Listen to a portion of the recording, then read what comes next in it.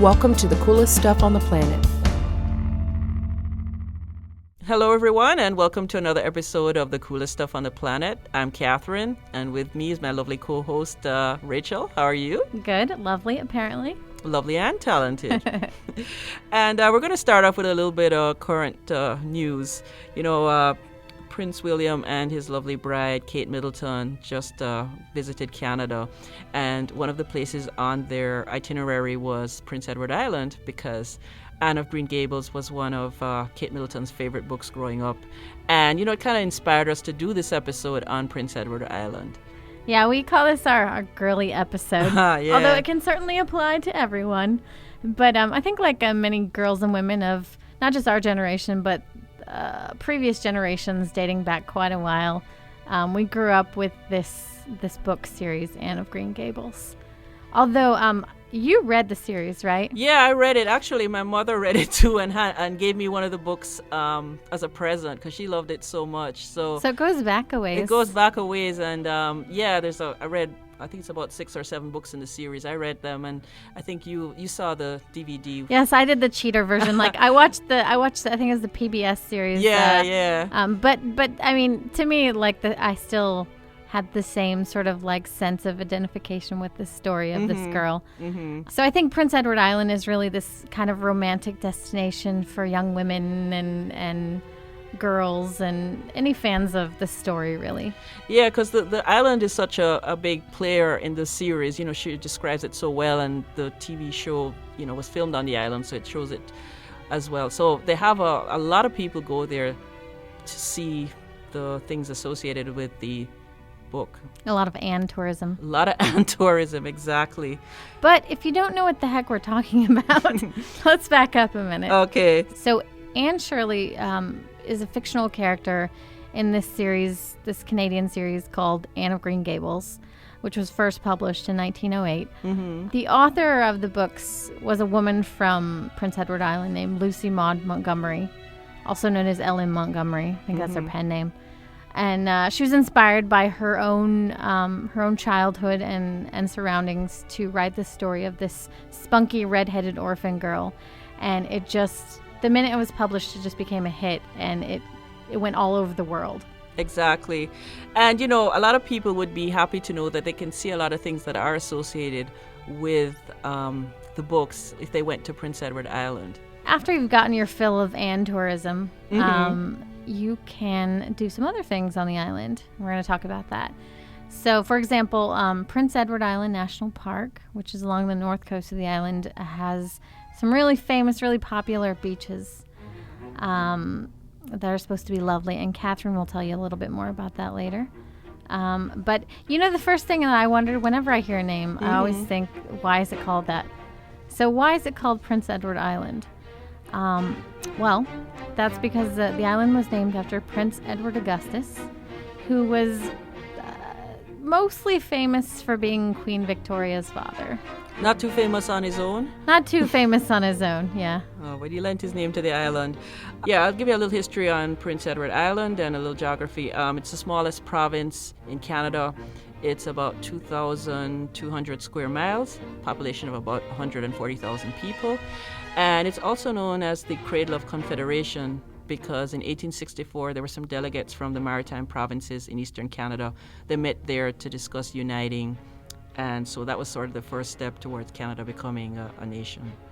And that was an interesting fact to me. I had no idea that Prince Edward Island was so integral in the formation of modern Canada. Yeah, exactly. They went on and had other conferences. There was one in Quebec, which I think is actually where the foundation, they became a united country. But the start was in Prince Edward Island, and in fact they have a museum called the Founders Hall Museum where you can go and see the whole story. It tells the story of Canada, they say, from 1864 right up to present day multimedia show, and you can get a whole taste of what the history of Canada is all about. So if you're a history buff, you'd probably like that. Yeah, exactly.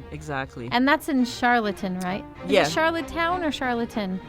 I've been calling it Charlottetown the whole time. I hope I'm right. Well, we'll call it Charlottetown, but if we're wrong, somebody will call us. Write in, correct us. We love that. Yeah.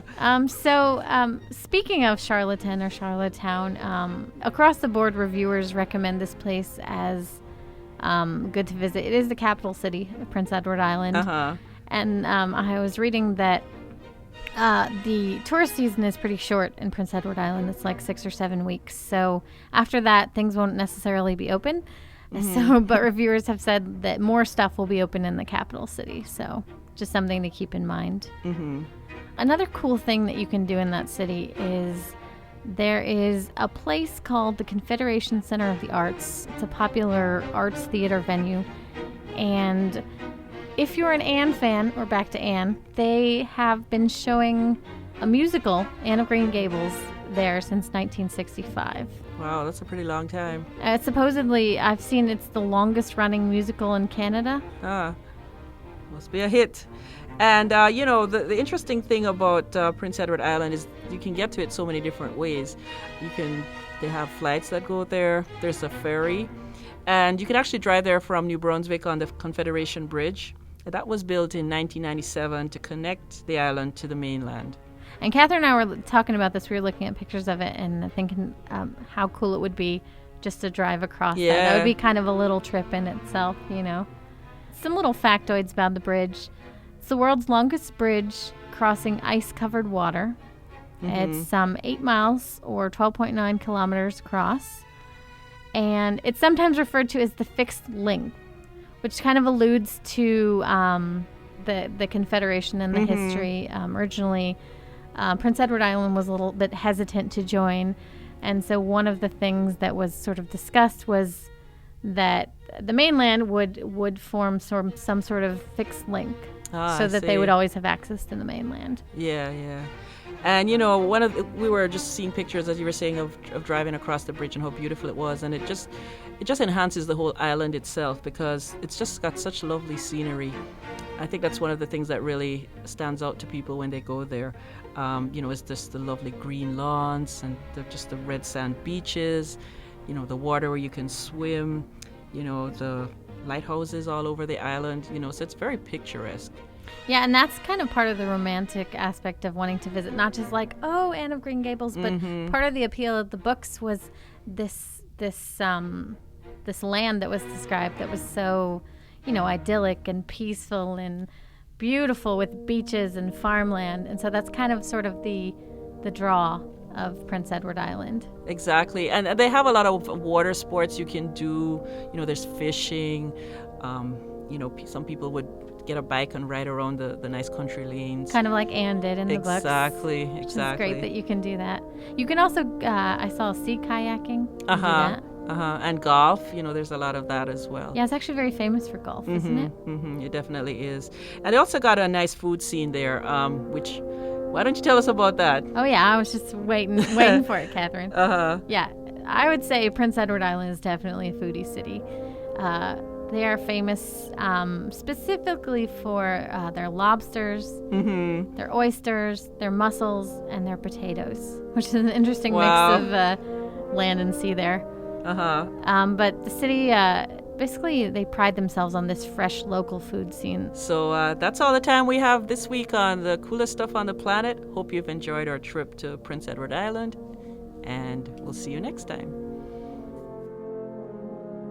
For more on this and thousands of other topics, visit HowStuffWorks.com and let us know what you think. Email travelpodcast@HowStuffWorks.com. Don't forget to check out our other podcasts, free on iTunes.